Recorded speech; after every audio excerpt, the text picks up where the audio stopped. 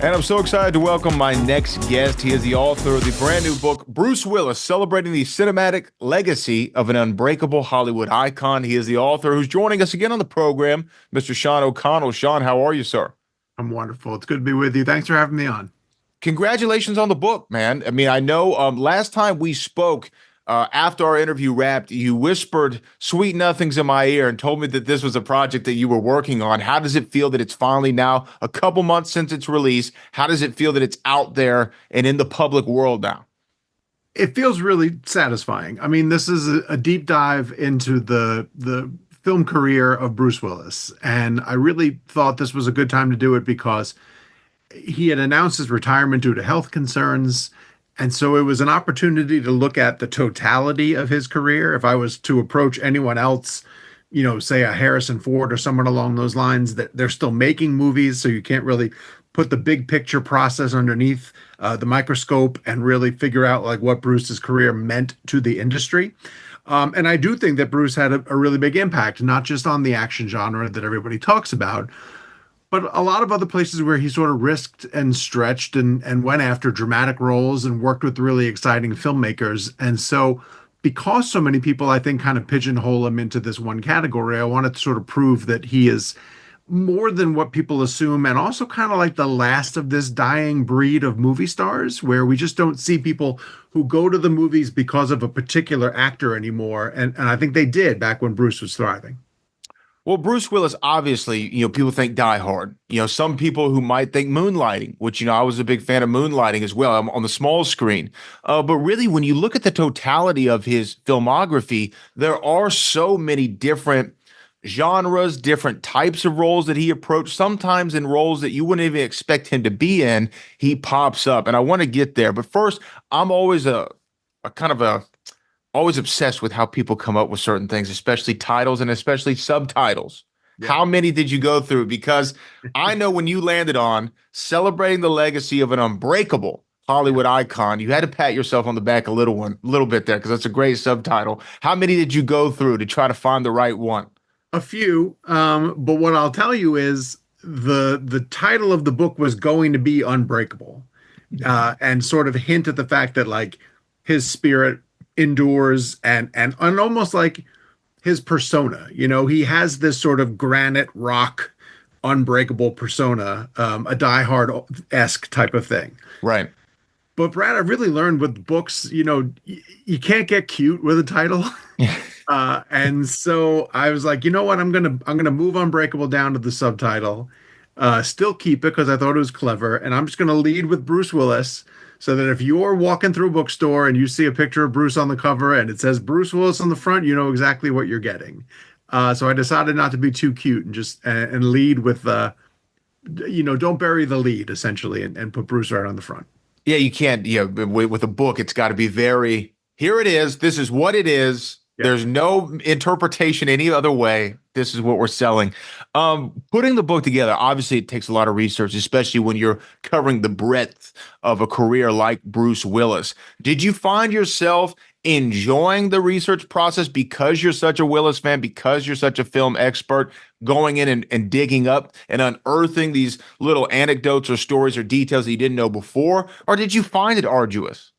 Oh no, it was great. Well, without question, because the very end of the book, what I try to include is a capsule review of every movie he appeared in. He has 107 feature films to his credit, so I had to actually buckle down and watch every single one of them. And I'm not going to lie to you and tell you that that was enjoyable. There are a number of them that probably deserve to be skipped. He has his classics for sure.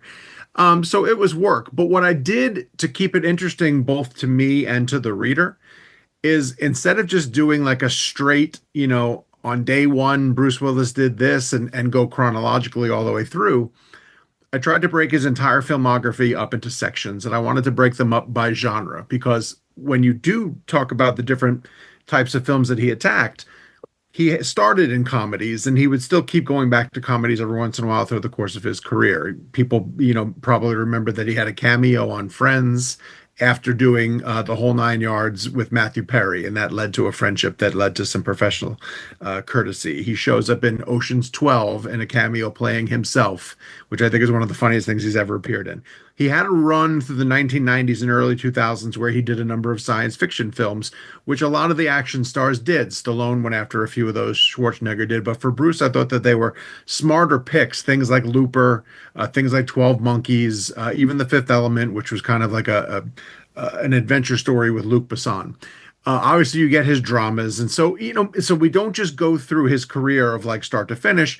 You can break it up into chunks and sections. And the way that the book is designed, and this is how I kept it interesting for me as well too, is that I legitimately want people to skip to a chapter, about a movie that they love and read that one first, and then maybe put the book down and then go watch it.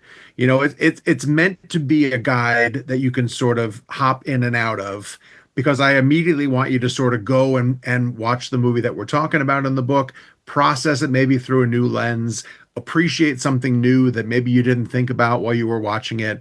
Because there's some of his movies that he's been in, whether it be Pulp Fiction or again, I mentioned 12 Monkeys, like they end on these conversation starters that then I hope the book sort of picks up and runs with. And so that's how I kept it interesting for me. And I hope keep it interesting that way for the reader. Well, it's interesting when you start listing off just in that 1 second there, all the titles that Bruce Willis's name has been attached to. It's kind of a remarkable filmography. Unlike maybe any other Hollywood icon, to use your terminology, I can think of, only from the simple fact of you have Die Hard, the action franchise that everyone really probably first associates with him. But then when you think about Pulp Fiction, one of the most iconic films of all time, that really changed the way that people consume movies and movies are made, Bruce Willis is very prominently featured in that film. And then you're right, whole 9 yards. Who doesn't love that one? What a fun little thing. Now, here's one that I love Bruce Willis, and I want to get your assessment of his role in this movie because you are the film expert, you're the film guru. It's one of my favorites. It's Robert Zemeckis. It's Death Becomes Her. Yeah. That I feel like his performance in that is really, I don't know if there's another one that matches in his filmography to what he was playing in that film. Well, that's a great example. I'm so glad you brought it up because it really highlights a number of things that he does that I think his contemporaries struggled with doing, which is he didn't always have to be the star. And in fact, he was very comfortable being the setup guy for funnier people. He could be really funny, but take the whole 9 yards as an example. Like he's there to set up Matthew Perry, Kevin Right. Pollak, Michael Clark Duncan. He's a bit of the straight guy. In Death Becomes Her, he is, in the shadows of Meryl Streep and Goldie Hawn and very happy to be there. Like he knows his role in that picture and he was a character actor in a leading man's body, right? Like he was very content to serve the story. And in Death Becomes Her, it means being a wallflower who's put upon by these big performances, by these incredibly gifted comedians. So I loved him in that. And the one thing that he did as well too in that film is I say this in the book. You don't really use the word chameleon for Bruce Willis. When you see him pop up in a movie, whether it's one of the Expendables films or Sin City, it's Bruce Willis. In that film, he's got the hairpiece, he's got the clothes that don't really fit him all that well. He kind of disappears into the part. And because he did that so infrequently, I love that he got a shot to do it. And that Zemeckis knew, I'm going to play to your sense of humor. I know you can do physical comedy. I know you have the comedic timing. And I wish more directors gave him a chance to do that because it really showed his range. That's a terrific, terrific film. And one thing that I do, or I try to do in the book every once in a while, I've been doing it a lot when I try to make this comparison. You could take the Schwarzenegger and Stallone, who again are like the Planet Hollywood guys, and Bruce falls in that Sure. camp, and deservedly so. And while I think you could have put Bruce in most of their movies, like he could do Total Recall if he wanted to. He probably could have done Rocky, maybe not quite as well. But you can't put Schwarzenegger in Death Becomes Her. You cannot put Stallone in The Sixth Sense. They do not have the chops, to do the types of stuff that Bruce Willis did. And that's what I think elevates him above those counterparts.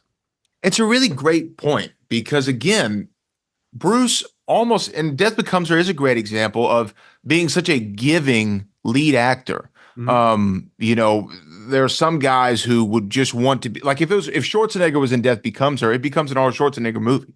Yeah. You know, Yes. Goldie Hawn and Meryl are taking a back seat, and he's going to be the funny one. He's going to get the jokes.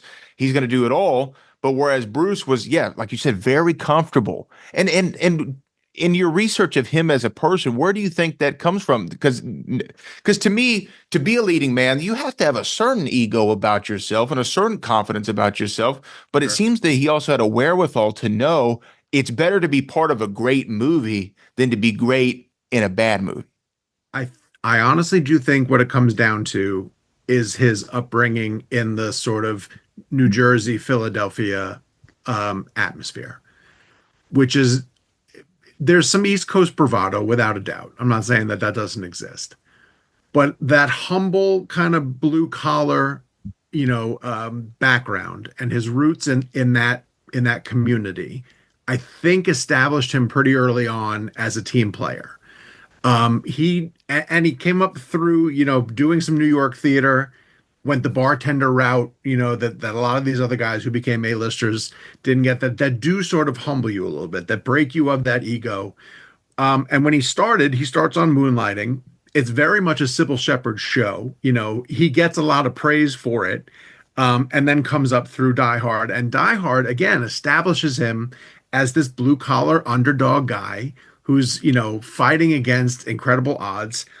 It's almost like he didn't get painted early on as a larger than life person. Schwarzenegger comes on with Terminator. He's an unstoppable force. Bruce was a regular guy. He was an everyman kind of thing. And I think that that helped to identify him. But I also just think he had more fun when he had other people to play off of. The movie that I think most resonates as a Bruce Willis film, the movie that speaks to all of his interests, is the only movie that he gets a story by credit on, is Hudson Hawk. And in Hudson Hawk, you just see him having a good time with Danny Aiello as cat burglars who happen to sing. He's got zany villains, to play off of. He's got a leading lady, Andy McDowell. He didn't always want to be the center of attention. He wanted an ensemble around him. And I think you see multiple examples of that over the course of his career. And it's just what makes him truly that Hollywood icon. Now, real quick, Willie, before I let you go, and thank you so much for your time. Sure. Obviously, two quick things, but one, when you write about a subject who is still here, he might be retired, but obviously Bruce is still around. I'm sure that there's a lot of responsibility that you feel falls on your shoulders to do his story and all the movies justice and to make it not only engaging for an audience member, but if a member of the Willis family picks it up to make it heartwarming for them. Have you had any interactions with Bruce throughout the years? I know you're a junket guy. You've done a lot of junkets over the years, a lot of interviews with a lot of top guys. Have you had any run-ins with Bruce? And if so, have you had any post this book or had any interactions with the family after this book came out? Great story. I mean, great question. And I have two quick stories. I'll let you know. I never got a chance to interview him face to face, which I'm disappointed in. But I wanted to go into this book free to be able to talk about his movies the way that I wanted to. I didn't want to have to soft shoe around different ones. I wanted to be critical of certain things that he made decisions in. I wanted to be able to praise his work as well too. Also wanted to focus just on the films. There's plenty of stuff you could write about Bruce Willis off screen if you wanted to, and I'm sure somebody will write that book. I would think it would be great if somebody in his family wrote something that's a little bit more personal. This is without a doubt something that just focuses on his work and him as an actor. So I didn't reach out to the family for that reason, but I did during the press days for Looper. I was at the Toronto International Film Festival, and Looper was kicking off the festival that year. And I was getting Emily Blunt and I was getting Joseph Gordon-Levitt.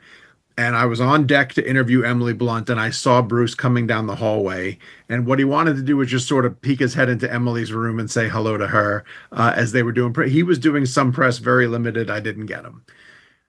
And I don't get starstruck because I've been lucky enough to interview countless, actors and celebrities, and I truly have gotten myself to a point where they are just people to me.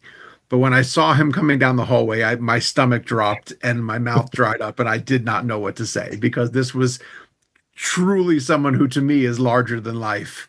And had a little bounce in his step, and he looked right at me and he was like, "Hey, do you mind if I just jump in here and say hello?" And I didn't. I don't think I said anything. My mouth just moved, and I was like, "Go ahead." The other time that I had a chance to get him is they did an anniversary celebration for Die Hard, and they did it at the Fox building, which is Nakatomi Plaza. And I couldn't go. I had a family thing going on, and in the back of my mind, I thought like, I'll get him at another time. I'll let this one go. And it just goes to show you should jump at these opportunities when you get a chance, because now I don't think I'll ever get him, and he'll be my white whale forever. He'll be your white whale, but at least you have this incredible book to celebrate his legacy. Again, the name of the book is Bruce Willis, Celebrating the Cinematic Legacy of an Unbreakable Hollywood Icon. The author is Sean O'Connell. Sean, thank you so much. They can get the book on Amazon. And any certain place we should tell them to go get it? No, Amazon works. Local bookstores, just check it out in the movie and TV section. And I hope you guys enjoy the ride. Well, Sean, we appreciate you joining us again.